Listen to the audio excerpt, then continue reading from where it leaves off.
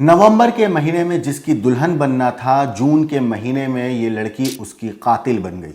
जिसका हाथ परिवार समाज के सामने प्यार से थामा था, उसी के खून से इस लड़की ने अपने हाथ लाल कर लिए। जिसके नाम की मेहंदी लगानी थी, आज उसके खून के निशान इस लड़की के हाथ पे हैं। ये वो लड़की है जिसका नाम है सिया। सिया ने अपने बॉयफ्रेंड के साथ मिलकर बेरहमी से केतन की हत्या कर दी। लेकिन हत्या करने के बाद खुद को बचाने की भी भरपूर कोशिश की गई, लेकिन ये भूल गई थी कि कानून कभी भी अपराधी को छोड़ता नहीं है। आज ये लड़की जेल की सलाखों के पीछे है। लेकिन कहानी मैं आपको आगे बताऊं उससे पहले मैं आपको दिखाना चाहता हूं वो जगह जहां पर सिया ने पूरे हत्याकांड को अंजाम दिया। हमारे संवाददाता ओमकार की रिपोर्ट देखिए। 18 जून को पुणे में स्थित लोहगढ़ किले के इसी जगह से सिया गोयल ने अपने होने वाले फियांसे यानी कि केतन अग्रवाल को यहीं से धक्का दिया था। दोनों घूमने के लिए आए थे।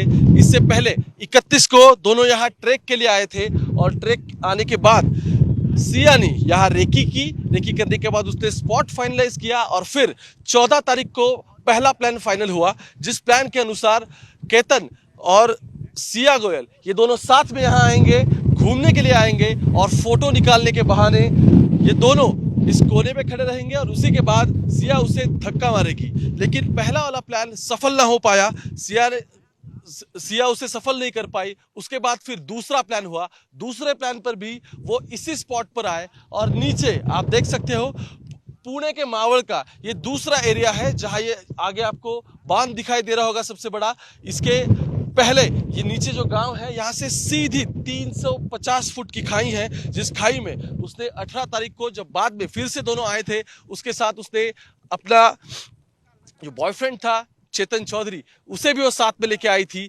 दोनों अलग अलग रूट से ऊपर आए और फिर चेतन और सिया ने मिलकर यहीं से इस वारदात को अंजाम दिया और इसी जगह से उसे नीचे ढकल दिया। अब जब इन्वेस्टिगेशन शुरू था तो शुरू में तो ये एक्सीडेंटल डेथ थी, क्योंकि सभी को यही लगा कि दोनों फोटो निकाल रहे थे, फिर वो फिसल गया और नीचे 350 फुट खाई में गिरकर उसकी मौत हो गई। तो शुरू में इसी तरीके का मामला दर्ज किया गया था, लेकिन बाद में जब ये पता चला कि इस पूरे मामले में कोई सस्पिशियस नजर आ रहा है, तब लोकल क्राइम ब्रांच इसमें आई और लोकल क्राइम ब्रांच ने फिर चेतन का और सिया का दोनों के कॉन्वर्सेशंस निकाले, सीडीआर चेक किए, जिसमें ये फाइनल हो गया कि ये दोनों एक दूसरे के साथ पिछले 6 महीने में लगभग 2000 से ज्यादा कॉल कर चुके हैं। सिर्फ इतना ही नहीं, जब लोकेशन निकालना था तब चेतन का लोकेशन उसने खुद ये अपना मोबाइल अपने दुकान में रखा था और दुकान में जो और एक कारीगर है उसका मोबाइल वो साथ में लेके आया था ताकि पुलिस को पता ना चले कि मेरा लोकेशन ये है। लेकिन अहम बात ये है कि आरोपी कोई ना कोई सबूत छोड़ जाता है। चेतन ने सुबह 7 बजे से शाम को 5:30 बजे तक अपना इंटरनेट ऑफ रखा था और यही पहली बार पुलिस को शक हुआ, उससे तहकीकात की गई और इंट्रोगेशन में सिया और चेतन दोनों ने ये हत्या की है यही दोनों ने कबूल कर दिया। लेकिन अहम बात यह है कि अब जब इन्वेस्टिगेशन आगे जा रहा है, यहीं से धक्का देने के बाद सिया ने और चेतन ने ये कबूल भी कर दिया है कि दोनों के लव अफेयर था, एक दूसरे से शादी करना चाहते थे और केतन अग्रवाल इस पूरे मामले में कांटा बन रहा था। तो इस कांटे को यहीं से धक्का मारकर उन्होंने खत्म कर दिया और अपने बीच अपने ये जो रिश्ते के बीच की दरार थी उसे भी निकाल दिया। अभी जब इन्वेस्टिगेशन शुरू है तब तहकीकात में ये सामने आया है कि सिया गोयल यही इसकी मेन कॉन्स्पिरेटर है, उसी ने सब कुछ फाइनलाइज किया।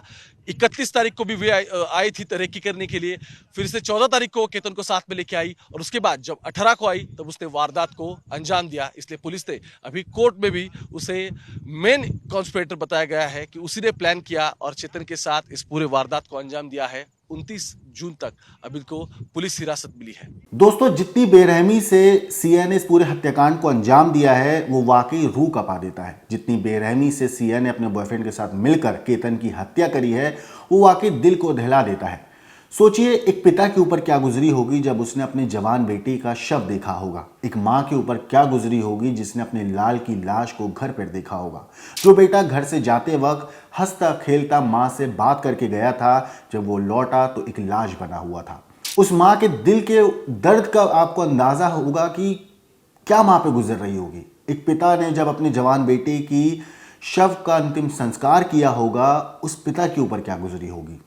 इस पूरी कहानी के ऊपर मैंने एक तफसील से वीडियो बनाया है। ये वीडियो आप देखिए और देखिए किस तरीके से शुरुआत इस केस की होती है, किस तरीके से ये केस को पूरी साजिश के तहत सिया थी उसने अंजाम दिया, कितनी बेरहमी से कत्ल करने के बाद वो वहाँ पे नौटंकी करती रही, खुद को बचाने की भी उसने भरपूर कोशिश करी, लेकिन जब वो पकड़ी गई तो किस तरीके से इस केस में पुलिस उस तक पहुंची, ये सारी चीज़ें, ये सारी जानकारी आपको इस वीडियो में मिलेगी। तो वीडियो को अंत तक ज़रूर देखिएगा और अपनी राय कमेंट सेक्शन में हमें ज़रूर बताइएगा। ये तस्वीर आपको याद होगी, एक ऊंचा पहाड़, उसके नीचे गहरी खाई। यही वो जगह थी जहां पिछले साल एक ऐसी वारदात हुई थी जिसने पूरे देश को हिला दिया था। अब जरा ये दूसरी तस्वीर देखिए, यहाँ भी ऊंची चढ़ाई है, नीचे गहरी खाई है, मगर फर्क सिर्फ इतना है कि पहली तस्वीर मेघालय के शिलोंग की थी तो दूसरी महाराष्ट्र के पुणे के पास मौजूद लोहागढ़ किले की। लेकिन हैरानी की बात यह है कि इन दोनों जगहों पर जो कहानी हुई है वो लगभग एक जैसी ही है। पिछले साल 23 मई को सोनम रघुवंशी ने अपने पति राजा रघुवंशी को हनीमून के बहाने शिलोंग लेकर गई और खाई में धक्का दे दिया था। अब करीब 11 महीने के बाद पुणे में सिया गोयल ने भी कुछ ऐसा ही किया है। बस फर्क इतना था कि सोनम ने शादी के बाद अपने पति को मारा था, जबकि सिया ने शादी से पहले ही अपने मंगेतर को मौत के घाट उतार दिया। सिया गोयल की शादी पुणे के बड़े कारोबारी परिवार के बेटे केतन विशाल अग्रवाल से होनी थी। दोनों की सगाई हो चुकी थी और 26 नवंबर को जयपुर के एक महल में उनकी भव्य शादी तय थी। शादी की तैयारियां भी शुरू हो चुकी थीं। करोड़ों रुपए खर्च किए जा रहे थे।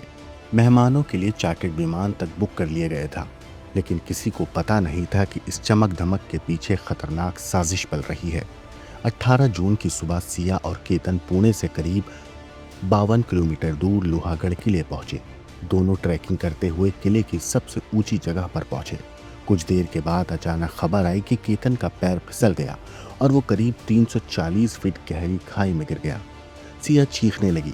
उसने गार्ड को बुलाया, पुलिस को सूचना दी गई और फिर शुरू हुआ रेस्क्यू ऑपरेशन। खाई बहुत गहरी थी। पहले दिन केतन का कोई पता नहीं चला। अगले दिन सर्च ऑपरेशन फिर शुरू हुआ और आखिरकार केतन की लाश बरामद कर ली गई। पहली नज़र में मामला हादसा लग रहा था। पुलिस ने भी एक्सीडेंटल डेथ का केस दर्ज कर लिया। जिस घर में कुछ महीनों के बाद शादी की शहनाइयां बजनी थीं, वहां मातम छा गया। 20 जून को केतन का अंतिम संस्कार कर दिया गया। सबको लग रहा था कि ये एक दुखद हादसा है, लेकिन केतन के पिता और उसकी बहन के मन में कहीं ना कहीं शक था। उनका कहना था कि केतन ट्रैकिंग का शौकीन था। वो अक्सर पहाड़ों और किलों पर जाता था और फिर अचानक ऐसे कैसे हो सकता है कि वो खाई में इस तरीके से गिर जाए। 22 जून को सिया शोक जताने के लिए केतन के घर पहुंची थी। वहीं पहली बार केतन की बहन ने उससे जब पूछा कि आखिर केतन खाई में गिरा कैसे, तो इस सवाल पर सिया घबरा गई। उसकी बेचैनी देखकर परिवार का शक और बढ़ गया। इसके बाद केतन के पिता पुलिस के पास पहुंचे और मामले की दोबारा जांच की मांग की। अब पुलिस ने सिया के मोबाइल फोन, सोशल मीडिया और कॉल रिकॉर्ड्स खंगालने शुरू किए। इसी दौरान पुलिस की नज़र एक नंबर पर पड़ी। पता चला कि जनवरी से जून के बीच सिया ने इस नंबर पर 2004 बार कॉल किया था और करीब 338 घंटे बात की थी। ये नंबर चेतन चौधरी के नाम पर था। जब पुलिस ने चेतन की जांच शुरू की तो एक और चौंकाने वाली बात सामने आई। 18 जून वाले दिन चेतन का मोबाइल सुबह से रात तक लगभग बंद था और उसकी लोकेशन उसकी ऑफिस की ही दिखाई दे रही थी। लेकिन जब ऑफिस में पूछताछ की गई तो पता चला कि चेतन अपना फ़ोन ऑफिस में छोड़ गया था और किसी और कर्मचारी का फ़ोन लेकर बाहर गया था। उस कर्मचारी के फ़ोन की लोकेशन ट्रेस की गई तो वो सीधे लोहागढ़ किले में मिली। उधर पुलिस सीसीटीवी फुटेज भी देख रही थी।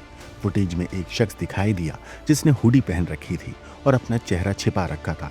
वो लगातार सिया और केतन के पीछे चल रहा था। अब तस्वीर साफ होने वाली थी। पुलिस समझ चुकी थी कि हुडी पहनकर घूम रहा शख्स कोई और नहीं बल्कि चेतन चौधरी ही है। इसके बाद पुलिस ने सिया और चेतन दोनों को हिरासत में लेकर पूछताछ की। कुछ देर की पूछताछ में दोनों टूट गए और सारा सच कबूल कर लिया। दरअसल सिया और चेतन एक दूसरे से प्यार करते थे। दोनों की मुलाकात पिछले साल दिवाली के आसपास हुई थी और रिश्ता गहरा हो गया था। लेकिन इसी बीच घर वालों ने सिया की शादी केतन से तय कर दी। सिया इस शादी से खुश नहीं थी। वो चेतन से शादी करना चाहती थी। पुलिस के मुताबिक तभी दोनों ने केतन को रास्ते से हटाने की योजना बनाई। 31 मई को जब केतन सिया को लोहागढ़ किला घुमाने लाया था, तभी सिया के दिमाग में पहली बार ये ख्याल आया कि अगर केतन को यहाँ से धक्का दे दिया जाए तो सबको लगेगा कि वो हादसे में मारा गया। 14 जून को उसने पहली कोशिश की। लेकिन हिम्मत नहीं जुटा पाई। फिर 18 जून को उसने दोबारा प्लान बनाया। इस बार उसने केतन को बहाना दिया कि वो प्री वेडिंग शूट के लिए लोकेशन फिर से देखना चाहती है। केतन तैयार हो गया। उधर चेतन भी चुपचाप उनके पीछे पीछे किले तक पहुंच गया। पुलिस के मुताबिक जैसे ही मौका मिला, सिया और चेतन ने मिलकर केतन को खाई में धक्का दे दिया। जांच में यह भी सामने आया है कि इससे पहले सिया ने एक और चाल चली थी। दरअसल कुछ समय पहले केतन ने बाली ट्रिप का प्लान बनाया था, लेकिन सिया वहां नहीं जाना चाहती थी। आरोप है कि उसने रास्ते में एक रेस्टोरेंट के वॉशरूम में जाकर केतन का पासपोर्ट फाड़ दिया और फ्लश कर दिया, जिससे पूरी यात्रा रद्द हो गई। अब जब इस पूरे मामले को देखा गया तो लोगों को सोनम रघुवंशी का मामला याद आ गया। वहां भी प्रेमी था, वहां भी शादी से छुटकारा पाने की कोशिश थी, वहां भी पहाड़ और गहरी खाई थी, और वहां भी मौत को हादसा दिखाने की कोशिश की गई थी। बस नाम बदल गए थे, शहर बदल गया था, लेकिन कहानी लगभग वही थी। इसी वजह से लोग इस केस को सोनम चैप्टर 2 कहकर याद कर रहे हैं। तो पहले 31 मई को लोहगढ़ फोर्ट गए घूमने के लिए। उसके बाद इमीडिएटली उसने बोला कि हमको 5 को भी जाना है, 5 जून को भी जाना है। तो 5 जून के लिए हमने इनकार कर दिया कि जब 31 को जाके आए तो रोज रोज वहाँ क्या काम है। लेकिन उसने बहुत जिद की कि नहीं मेरे को जाना है, मेरे को जाना है। लेकिन फिर किसी वजह से वो जा नहीं पाए। फिर वो लोग जा रहे थे 6 तारीख को शाम को बाली। जाते समय 4 लोग एक साथ जा रहे थे, सिर्फ केतन का ही पासपोर्ट चोरी हो गया, जिसकी वजह से वो जा नहीं पाए। एयरपोर्ट से वो रिटर्न आ गए। रिटर्न आने के बाद हमें ये समझ में नहीं आया कि एक ही बैग में जब सब चीजें रखी हुई थी, बाकी सब करेंसी, क्रेडिट कार्ड्स, बाकी के पासपोर्ट अवेलेबल हैं, और एक ही पासपोर्ट कैसे चोरी हो सकता है। बट उसको अब ऐसा लग रहा है कि उस वक्त उसको बहुत ज्यादा सीरियस नहीं लिया। ऐसा लगा जैसे कैब ड्राइवर ने निकाल लिया होगा, कहीं गिर गया होगा। उसके बाद फिर वापस से उसने जिद की कि उसको